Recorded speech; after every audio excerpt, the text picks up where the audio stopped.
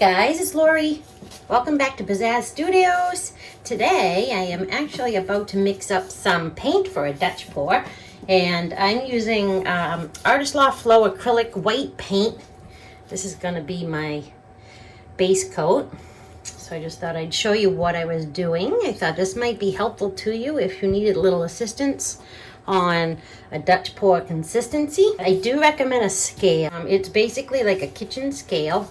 This one here, let me zoom in for you and I'll show you. So this one here is pretty cool because it's got a tare button, which is what you want. This button right here, T-A-R-E. So on off button right there. Unit over here. It has milliliters, grams, pounds, and ounces. Okay, so what I use is milliliters. I'm in the United States, and what I'm gonna do is show you exactly how I do it. This is my flood Floetrol from the United States. It is not Australian Floetrol, it's US Floetrol.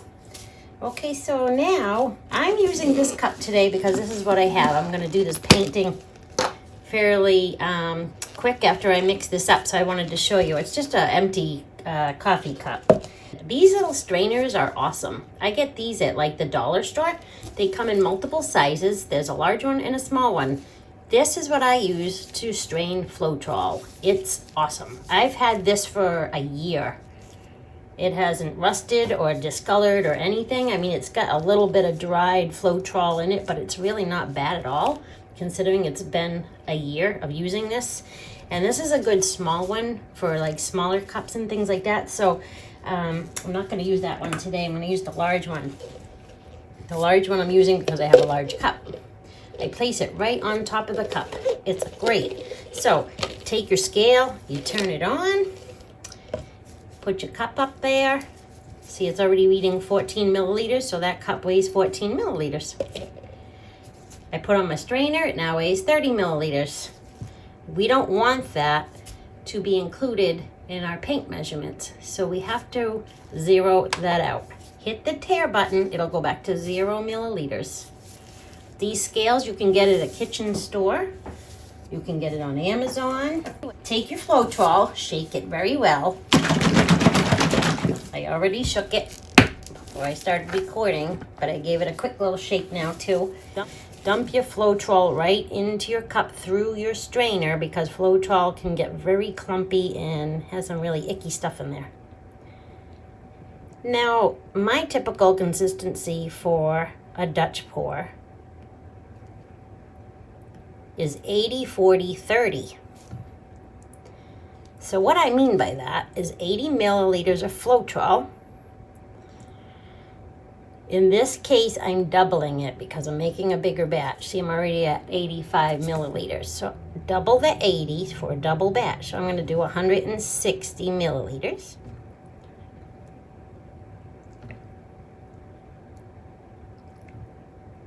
We're at 140. It's okay if you go under a little or over a little, no big deal. Oh, exactly 160. What I mean by 80, 40, 30 is 80 milliliters of Floetrol, 40 milliliters of paint, 30 milliliters of water. So I'm at 160 right now. I'm thinking since this is a big cup, I think I'm gonna actually go bigger. So if you wanna make a bigger batch, just multiply it by how much you want. So if I wanted a double batch, you take 80 times 2, you get 160. 80 times 3 is 240. So let's go to 240. You're going to triple every number.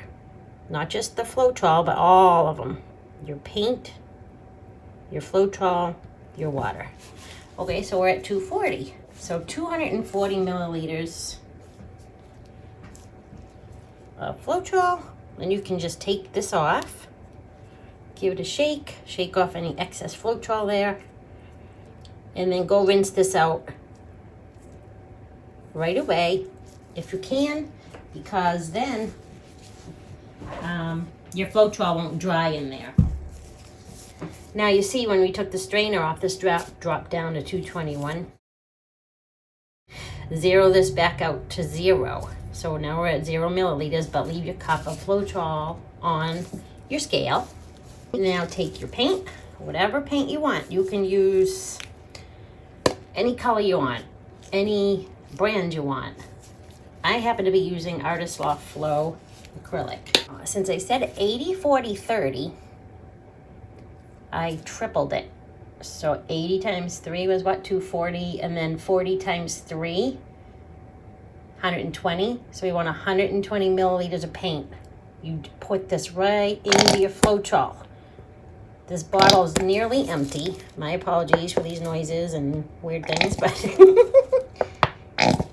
I wanted to try to use this bottle up, but you know what? This is going to be more pain than it's worth on camera, so I have a second bottle here I'm just going to use. All right, so I'm trying to get to 120. We're at 35. Just don't go too fast when you're getting close because you don't want to go way over or anything like that. All right. You know, if you're not exact, that's okay. You can be off a few milliliters. It's not going to be the end of the world. Okay, so 120 milliliters of paint. I stir this at this point. Take your cup and a stir stick or whatever you prefer to use and just give it a stir. Let me back my camera out here so you can see what I'm doing. Okay. Basically, I'm just mixing it up. So this is just the paint in the Floetrol. You want to mix it really, really well. Make sure you get everything off the sides and off the bottom. You want to put your Floetrol in your cup before your paint because it makes it easier to stir it. That way all the paint won't stick to the bottom of the cup. If you put your paint in first, it's kind of a nightmare to get all that up and off the bottom. If you have the Floetrol in first, then it's much easier that way. Okay, this doesn't have to be a perfect stir because we're going to have to stir it much more in a minute. Put it back on, zero it back out. So it says 0 milliliters, okay? I have a bottle of water here. This is just filtered water. I do not use tap water and I do not use distilled water. I use filtered water. 80, 40, 30. So 30 milliliters of water, okay? You're going to multiply that by 3. We're going to have 90 milliliters of water. This is going to take forever if I squirt it in. So let me take the top off. And we'll dump 90 milliliters of water in.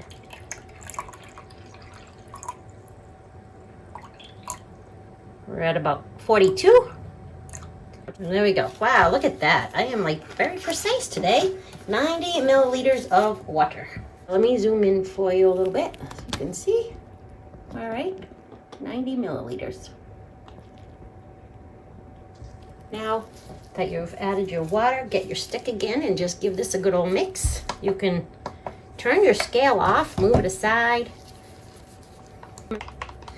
Give this a really good stir.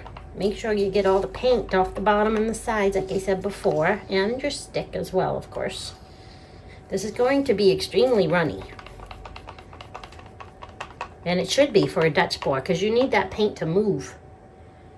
You can't have it stuck on the canvas anywhere.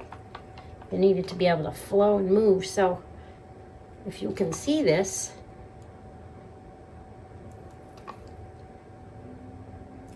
it's very runny. I'm trying to get it without a shadow for you because you see it very well. All right, so very runny. There's no mound, nothing. It goes straight back into the cup, straight back into your paint. So that's the way you want it. Very, very runny. This is only for a Dutch pour. Keep in mind, you do not want your paints runny like this for any other technique for the most part, because this is extremely runny. So like I said, now, if you're going to do your colored paints for a Dutch pour, you do it the exact same way. Just instead of the white paint, use a colored paint. You know, so for example, I have all these paints right here, all mixed up.